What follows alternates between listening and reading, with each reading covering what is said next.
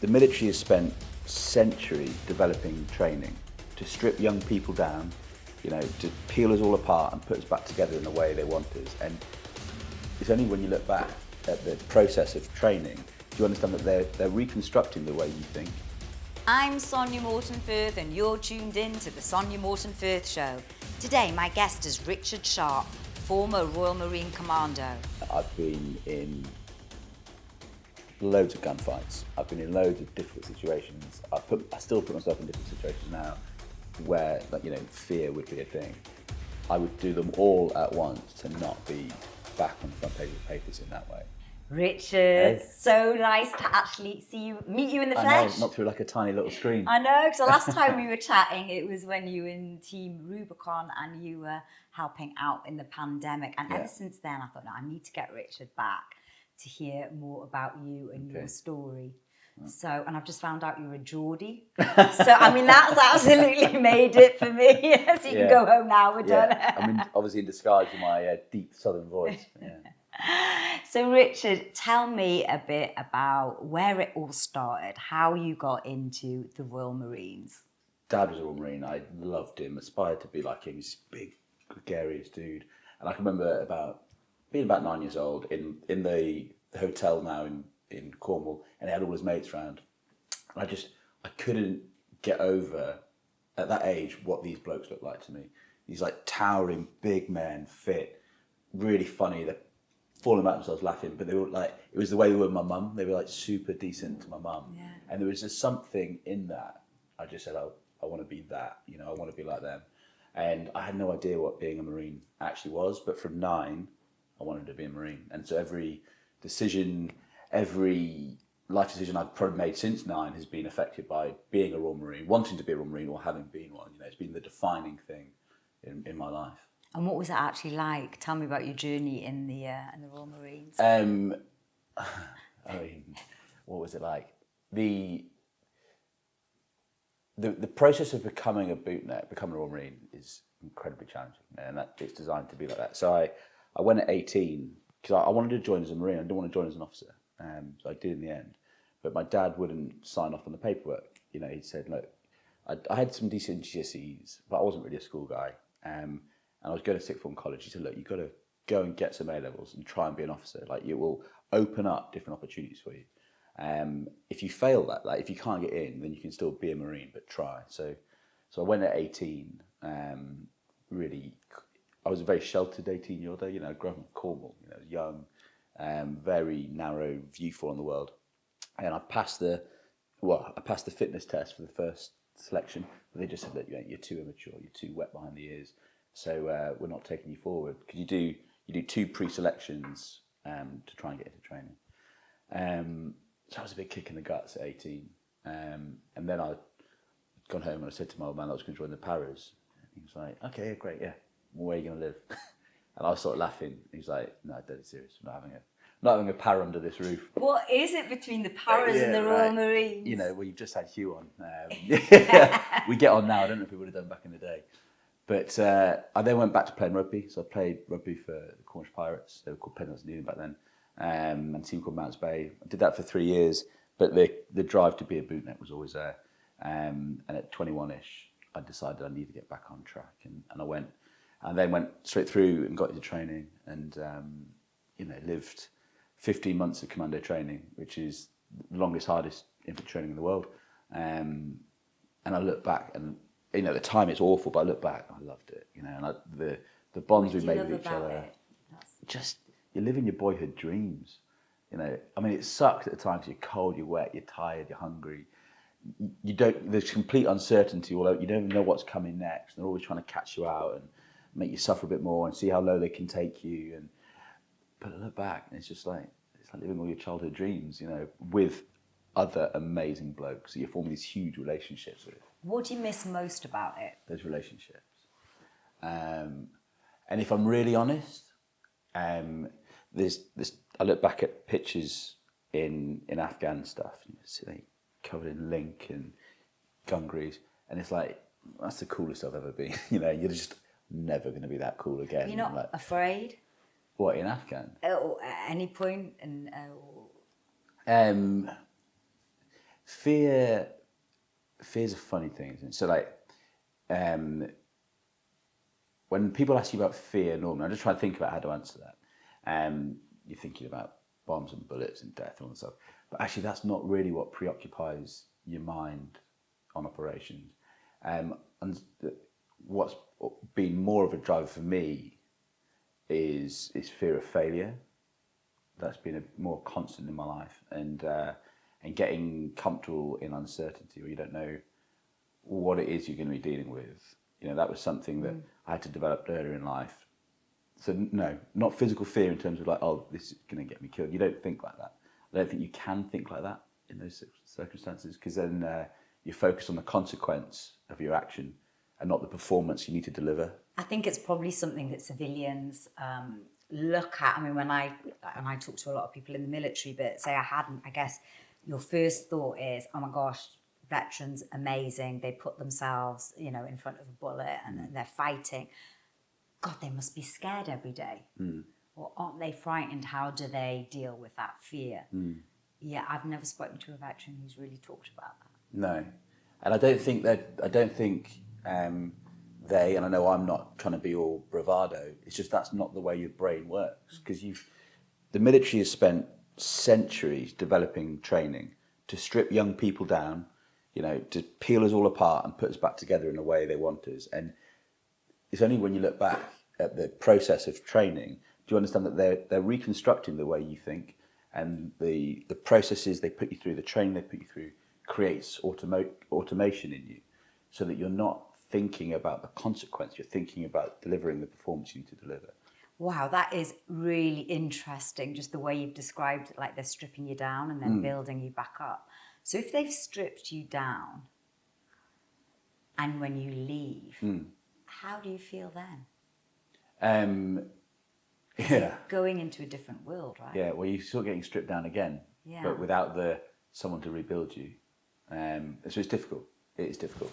And, it's well documented that some veterans struggle to rehabilitate, if that's the right word, into civilian strength. I don't think rehabilitate's the right word, because that implies somehow what they've done before is negative. But to find themselves, transition, find their new place, their new purpose, their new belonging. How did you feel when you left?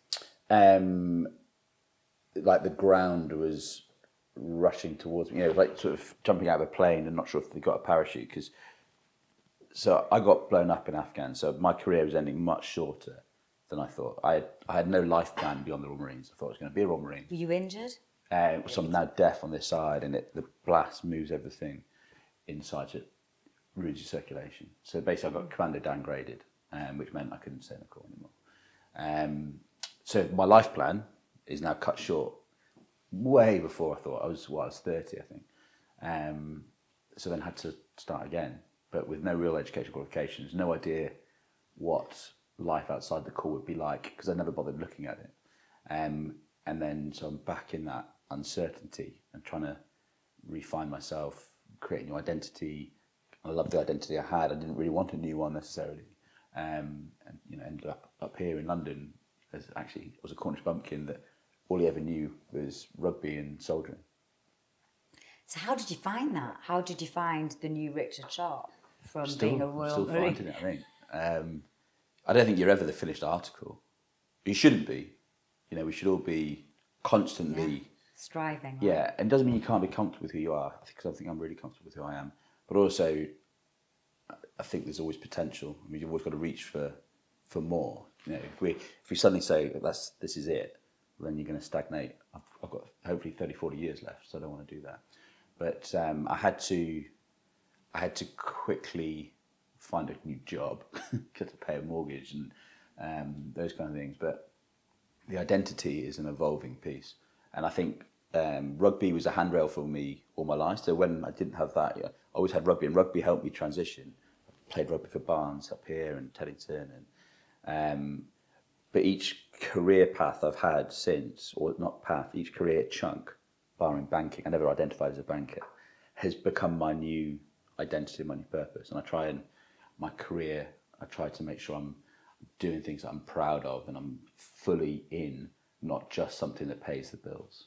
Let's just quickly rewind to the banker, because I was in the city for close to 20 years. Right.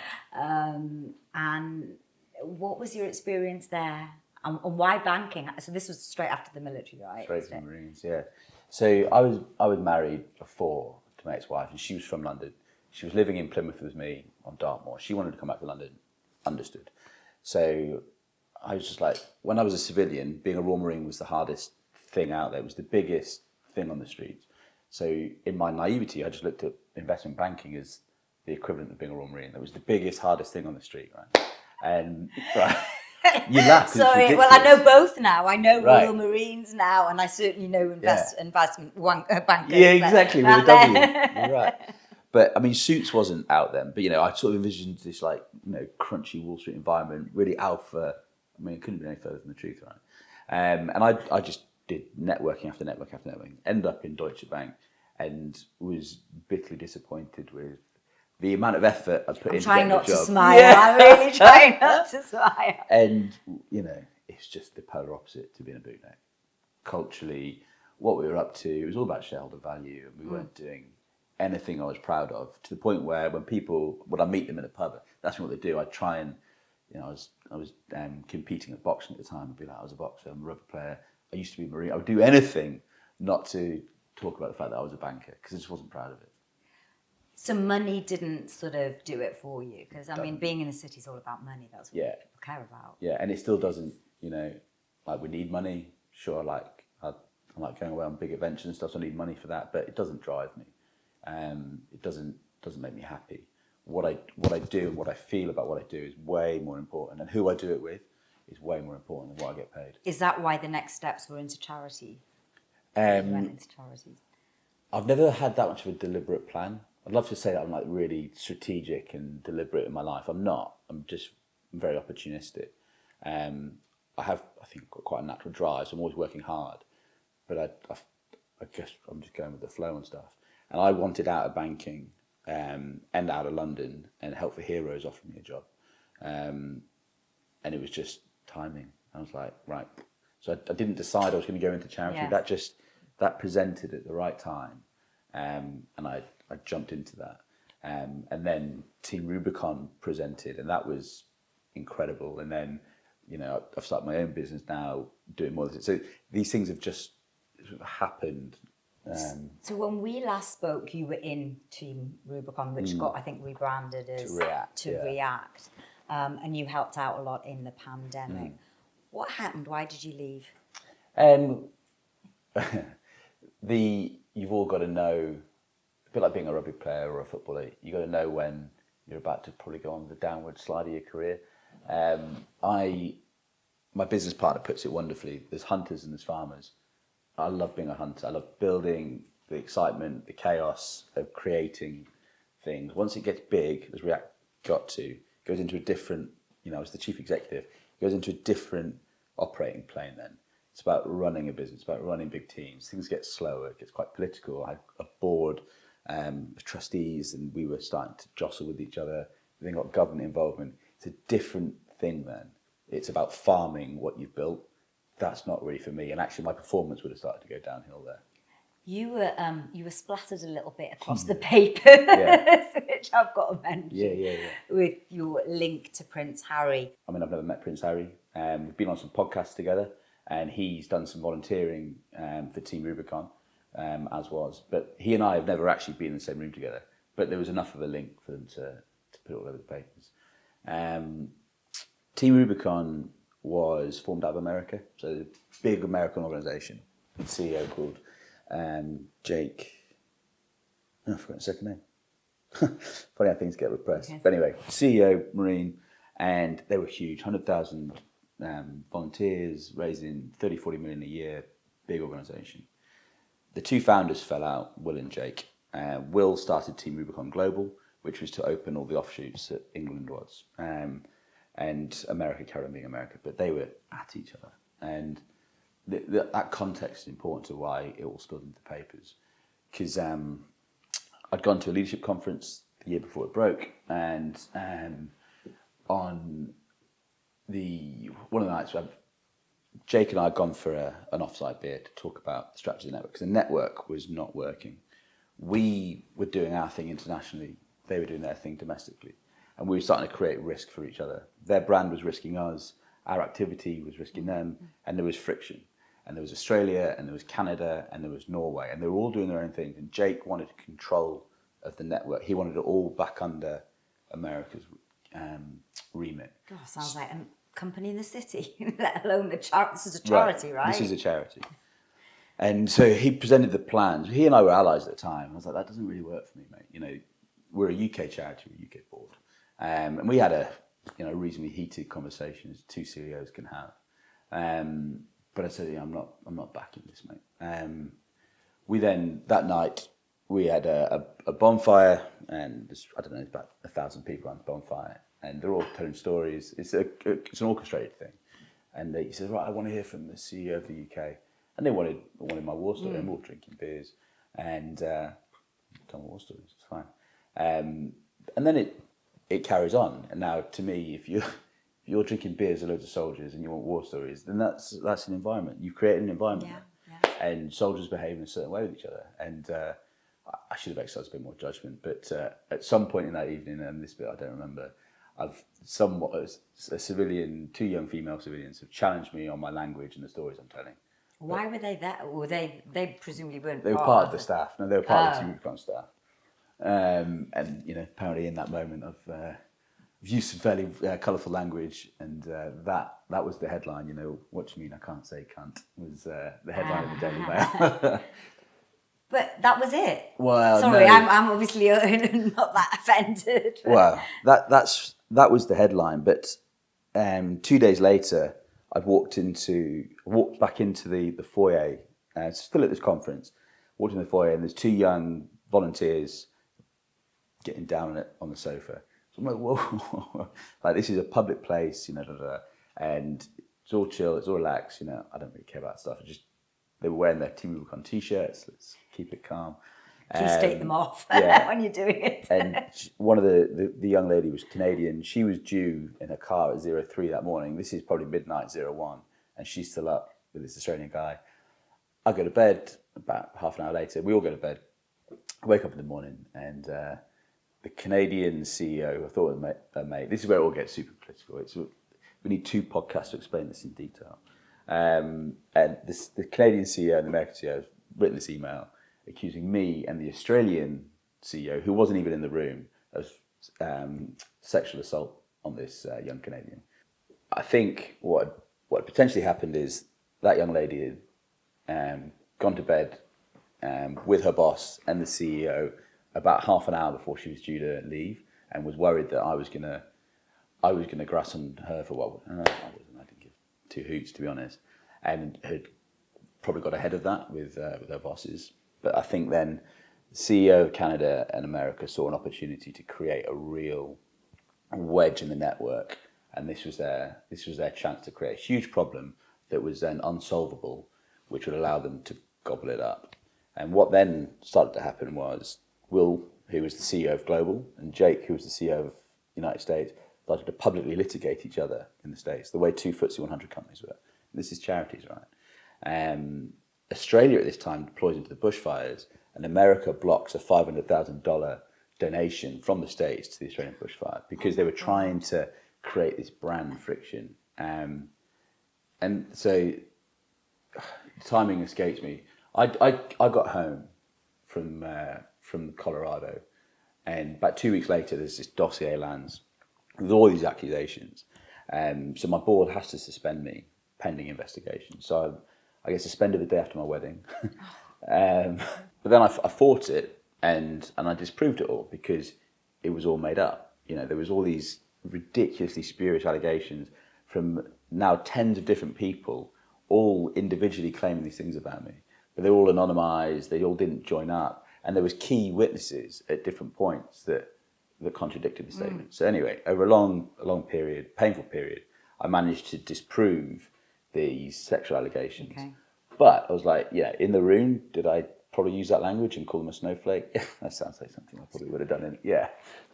So I'm like, that probably definitely did happen. But the rest of this stuff, the really salacious stuff, was them just trying to blow the network up. But then this didn't come out till years later. Right, so it was essentially a non-event because there were allegations that were then disproved. We all go back on living our lives. React, or Team Rubicon, is then very public in the UK during the pandemic.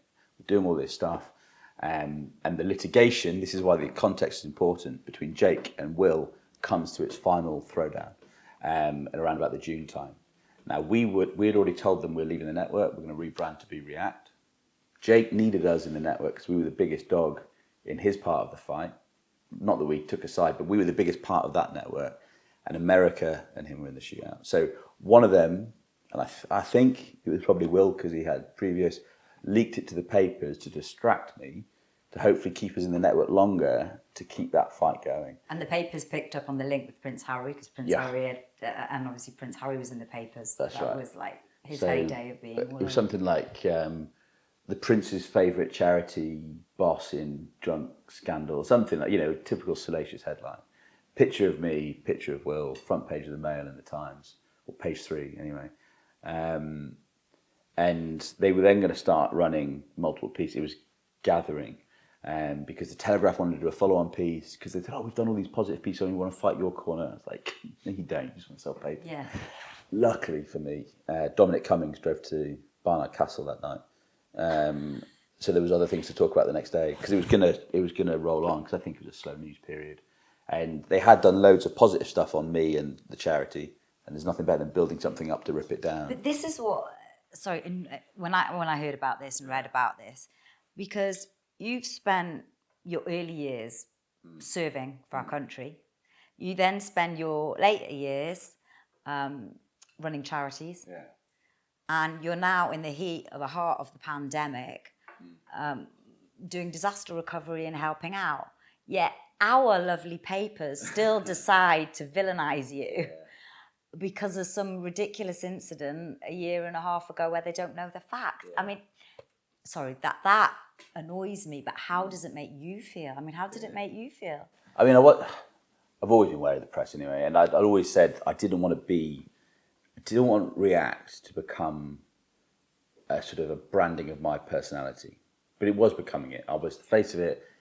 It was my words, it was my pitch, but I knew at some point I was going to end up on the wrong side of the press because everyone does, and I was always worried about it. I was always nervous about it, and they just drive me nuts. This clickbait culture, the sensationalism, the way they just polarize everything.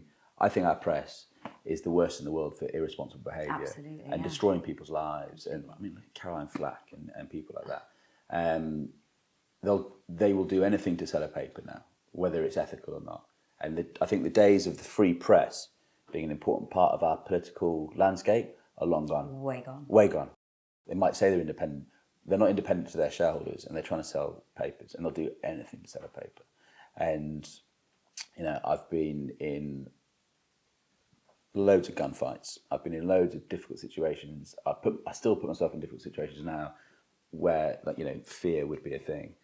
I would do them all at once to not be back on the front page of the papers in that way. But doesn't that say something? You've been blown up in Afghanistan. Yeah. And yet, the hardest thing was being on our paper, our papers. Yeah. And not being in control and seeing it starting to spiral and not being able to do anything to control it.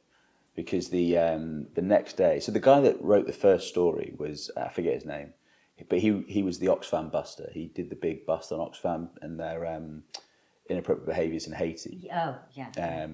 So he had another charity and he thought he was about to uncover the next big scandal, because what happens is once you're up on hold like that, anyone that's got an axe to grind can then come and have a pop. And there's plenty of those in my background. And so there was someone we'd recently dismissed, wrote to him and said that I'd been covering up sexual assaults abroad that I hadn't done, but that other people in the organisation had done that I knew about, and I was covering them up. And I was like, right, here we go. And this was all made up, but then I've only given 70 hours to prove this paper wrong. Otherwise they'll print. Luckily, he is a journalist of record, so I did get the 70 hours. The Mail would have just printed that. Yeah. And then I'd have to prove it later, but the damage would have been done and React would have fallen apart.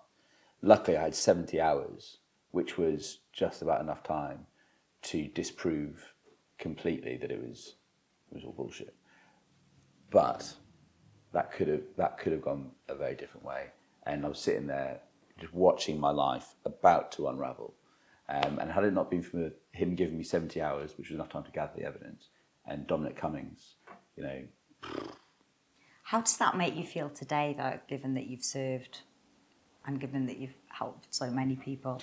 I don't think the fact that I served or that I've done good work, you know, means that you've then got carte blanche to do whatever you want the rest of your life. You know, you've still got to be a citizen. Of course not.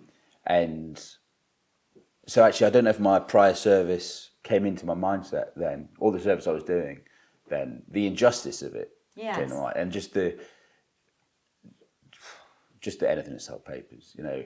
I wasn't all, oh, woe is me, I've done all this good stuff. I was just like, the situation right now is, you know, I'm running this mission at the moment, supporting the NHS, doing all this stuff that is here and now, it's present, and you are now derailing it to sell a paper. Well, and you were doing important stuff at the time, you know. Yeah, we were in ICU wards. We were in the centre of the vaccination centres, ICU wards, on the very front end, deploying veterans into that space. But we had to keep raising money, and that was a target round, right? And then all of a sudden, the funding starts falling apart. So I'm trying to rebuild everything that we've just built, based on a nothing story that they just wanted to sell papers for. Okay, so let's go to where you are today. So you're no longer in Team React. No. Is there a new challenge? Yeah, so I started a business with an old mate of mine last year. He's another ex-Marine, former Marine, we say. And we started off to go and fuse our experiences, my work in rapid response abroad. He's been working in sub-Saharan Africa for the UK and US government a lot. And we just started feeling this out. But I wanted to build something along the similar lines of React, taking the best of the military and reapplying it into private sector contexts, in complex spaces, in difficult to reach areas. And that was the idea. But like anything, when you start a business, you just got to start. And what we thought it was going to be is not what it is becoming. And we are on this really quite exciting path at the moment, as we're getting pulled quite hard into sub-Saharan Africa and Congo. So Congo and down. We've done tech transformation in London, which we never thought we were going to be doing. But we are, I think, on the verge of something quite large in Africa, where we'll be taking, you know, people with our backgrounds. I can't say too much about it though, so I'm trying not to be deliberately veiled, but it is under NDA. But reapplying the skills of the military to operate in uncertainty and complexity to deliver outcomes. What is that key to success in those high-pressured situations that you deliver so well in? What is that sort of mental attitude, I guess? I think we're quite good at controlling our emotions. I think in the areas where we're working, there is the fact that we're in that particular country can be overwhelming to some. So just being in that environment can be overwhelming. And then the work that we're trying to do in the complexity and the corruption we're trying to do it, whether it is violence, there's a lot of things that can create an emotion. And if you let your emotions make too many of your decisions, you don't always necessarily make the best decision. And I think we're quite good at standing back, compartmentalizing and focusing on what has to be done, and being very task focused and not worrying about some of those other things that could derail the delivery. I'm going to be so stereotyped now and just say, I know, as a woman, I can't compartmentalize my emotions. It's a male-female thing. I can say that. We can't. Yeah. How do you do that? Because you do it with success as well. And you're talking high-pressured situations, worldwide disasters in your previous... How do I do it? I think it's my lifetime of learning, you know. So, and I'm going to keep getting better at it, I hope, as I keep going. But you know, I was brought up in a certain way by mum and dad, who quite stoic, both of them, quite pragmatic, matter of fact people.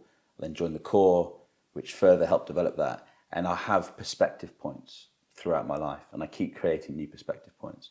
So the situation I'm in, I'm always confident is never as bad as it feels, you know. And if you can recognise that the feeling is you worrying about something that's probably not going to happen, and you can park it, because what's the point of worrying about something that hasn't happened yet? Just focus on the thing that you know, focus on the certainty, and don't worry about the stuff you can't control. And I think the more you do it, the more you practice it. The only way to get good at doing hard things is to do hard things, and then it becomes more instinctive. Yeah, I guess we've all lived in this, well, not all of us, but some of us have been in this state of fear with not being able to control, let's say, the pandemic. I didn't want to talk about that. And that has driven fear because people haven't, I guess, had your skill set or your tools of compartmentalizing that emotion. Because if you just do look at it as a day-to-day thing, it's like, well, what am I doing today now in this present moment to get me through to the next day? Yeah. Whatever it may be, people are like looking forward and thinking, oh my God, we're going into world, obliteration or whatever, and they're thinking about something that we don't know is going to happen, or hasn't happened yet. And the media creates this as well. I'm very careful on what I listen to at the moment, because you can just create anxiety for yourself by listening to all this stuff, and you worry about things that haven't happened yet. And we're built with these fight and flight mechanisms that kept us alive when we were running away from dinosaurs. Those mechanisms were very good at getting us to this point, but we don't need them in the same way anymore. They don't need to govern our behaviour the way they used to, because those dangers have gone. And controlling the inputs that are going in and what you're making decisions upon, I think is an important part of getting used to this new world that's ever changing, and the threats are different. There's very few physical threats to us anymore, but we still let, because we haven't evolved enough, let those fight-flight responses take control in these circumstances when actually we don't need to. What advice would you give to anybody that's leaving the military now, or maybe to your younger self when you were leaving? Because when we talked about it, you said there wasn't a lot there, or you didn't know how to transition. What advice, knowing what you know now, would you give someone that's leaving? I mean, whether I'd give myself different advice or not, I don't know, because everything that I've done has all been part of the journey, and I really like where I'm at. So whatever I did there, whatever I learned, has been important to me. So I'd probably let him go and do it all over again the same way. But advice for people leaving is to, I think sometimes when you leave the military, you get shoehorned into certain areas, health and safety, security, close protection, and that's all. They're all good professions, but there is also a lot more out there, and we're not all the same. Just because you've served in the military doesn't mean that is the box you have to fit in. And I'm much more reflective now, and I understand what makes me tick really quite well now, but I'm 40 now, not 29. I'm not 40 yet, but I'm 39. And actually, if I could spend more time then thinking about who I am, what makes me tick, I'd have never gone to the bank, because I'd have understood money doesn't make me tick.